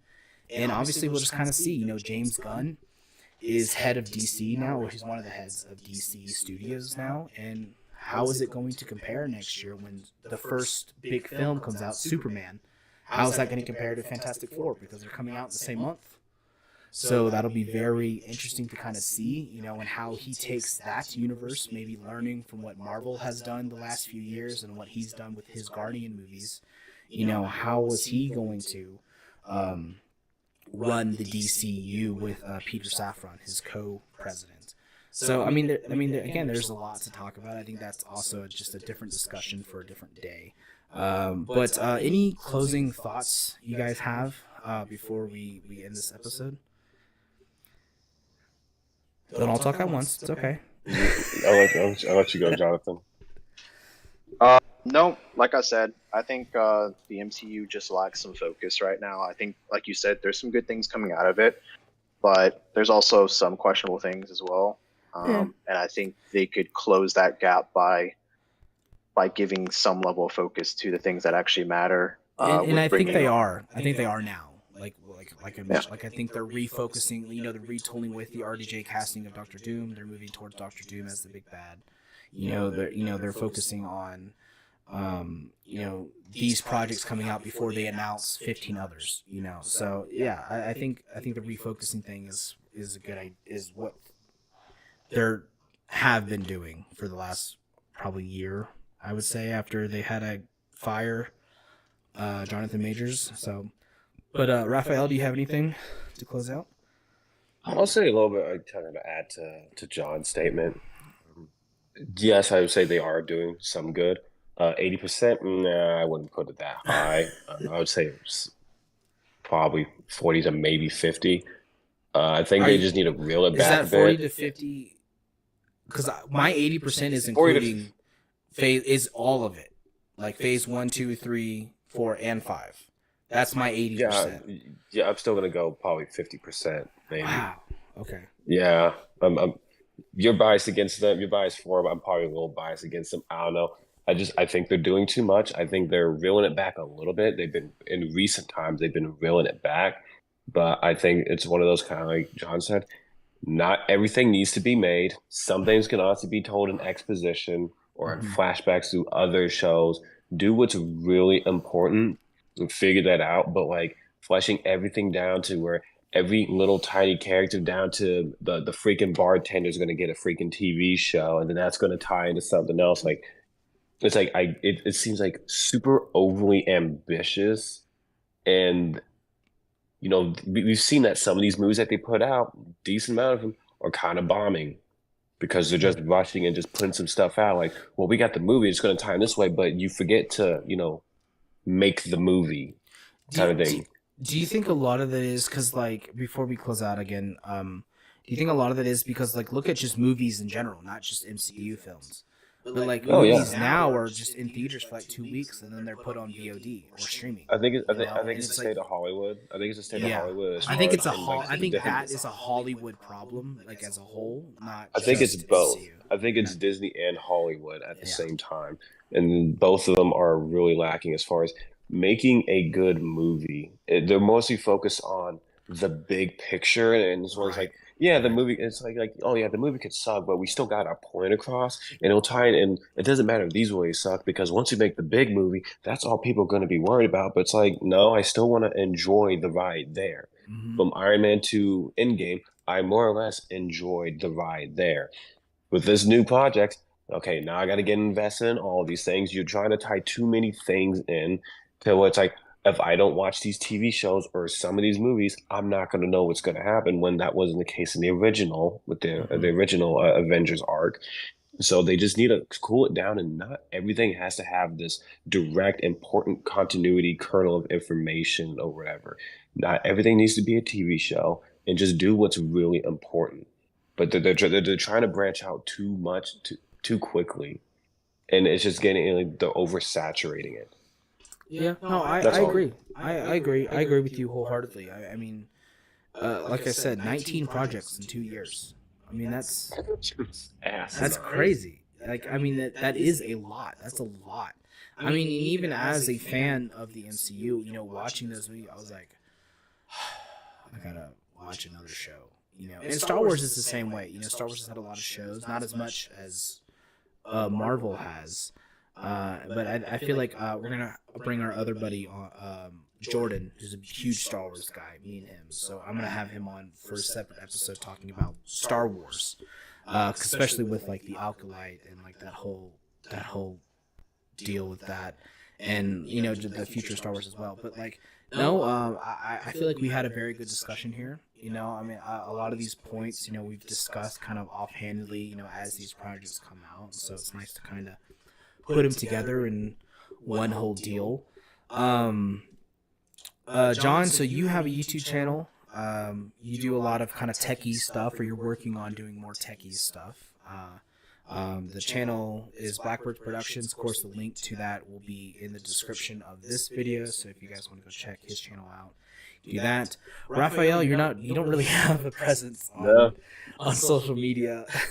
So, but I hope. Yeah, but I hope you probably join me more on this show as well. We have another episode we're going to be filming talking about video game adaptations, which I'm excited about. So maybe you just kind of be a co-host to this eventually, because we used to have a podcast back in the day before the pandemic. We had a podcast.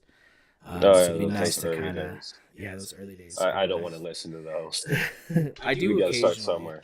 Sometimes I'll occasionally go back and listen to some of those episodes. But anyways, guys, thank you for joining me for this episode. I think it was a very good conversation. I feel like we all had a lot to say, except for John. He's kind of quiet through most of it.